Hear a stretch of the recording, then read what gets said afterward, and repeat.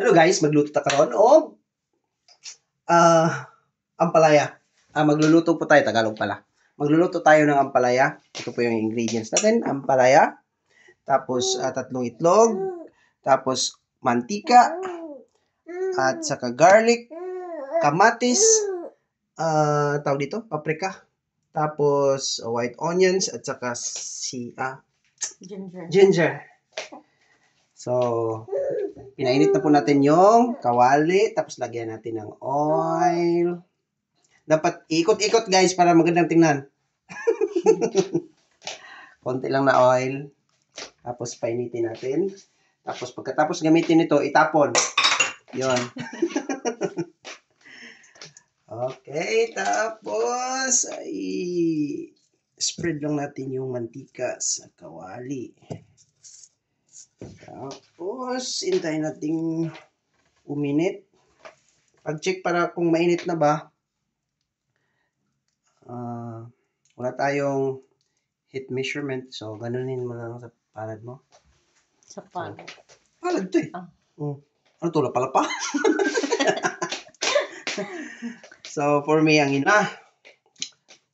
kapag ako yung nagluluto, inuuna ko talagang ilagay yung onion.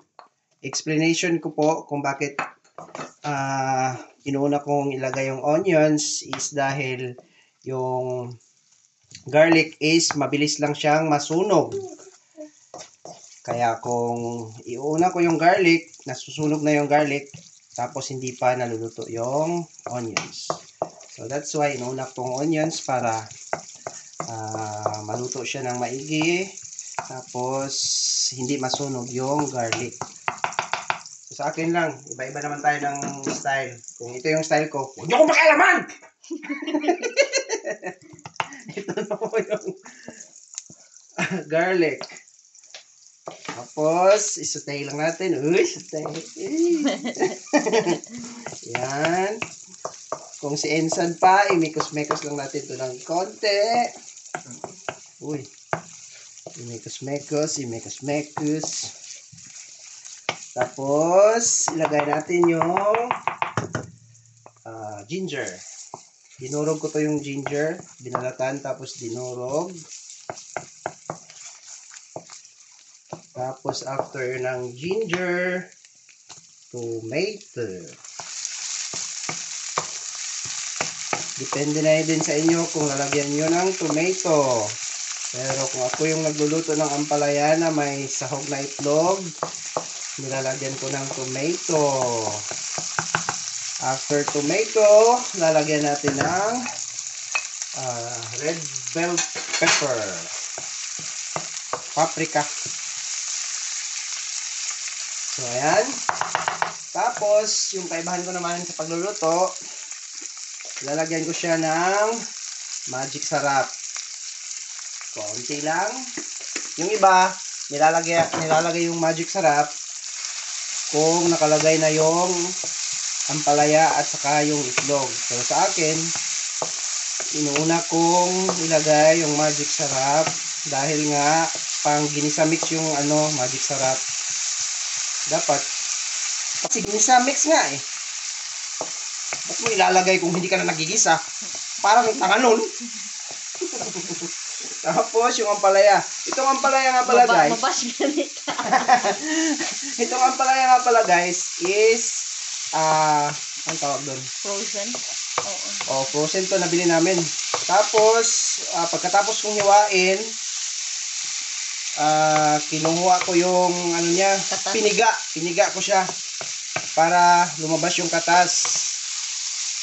Kung bakit ko piniga is para hindi siya masyadong mapait. Ang dami nang better sa mundo, tapos kakain pa tayo ng mapait, lalo nang magiging better dahil sa mga kontraktor na yan at sa mga politikong mga buhaya. Tapos, lalagay tayo ng pepper. Ubus na yata pepper. Ubus na nga ang pepper. Ito na lang. Ano to? Garlic. Tapos, garlic lang meron kami. May kundi Ayan, malapit na yung maluto. Tapos, kuha ko ng tinidor. Ay, hindi ka pagtinidor. Dapat basagin dito lang, oh. Yan. Ganun lang pagbasag. Itlog.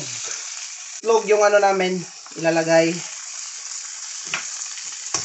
Marunong ako magganyan ng itlog dati. Isang kamay lang. Pero ngayon, hindi na. Ayan. Tapos, nakalimutan ko yata maglagay ng asin. Limutan ko. Ganyan lang. Yung iba nga, ginaganon-ganon, oh. Nga siya ikaw, ay, hugok na ito. Tapos, lagyan natin ng MSG. Anak ng magic sarap. Tapos, kaya nga tinawag na magic sarap at MSG, magkaiba yon. O, di ba? Ay, nako. Magic sarap, MSG. Magic sa gana. Hindi sa sarap. Joke yun. Oo. Ha ha ha. Funny, funny, funny. Very, very, very. Hindi ko natansya yung asin, ha. Matabang yun. Kung pang kunti lang ata yung nilagay. Ito lang, lalagyan natin ng kaunti pa din. Ayun. Ayun, marami na yun. Ito na, guys. Malapit ng maluto. Patayin na natin yung kalan. Dudugo yan. Tapos, duduguyan. Duguyan. Gusto mong lagyan ng dugo para maging ano, dinuguan? Ang palayang dinuguan. Sabi mo, patayin. Joke pala yan. Okay guys, tapos na guys. Ayan. Na. Finished product, ang bilis lang. 5 minutes lang yata naluto na. Bye-bye!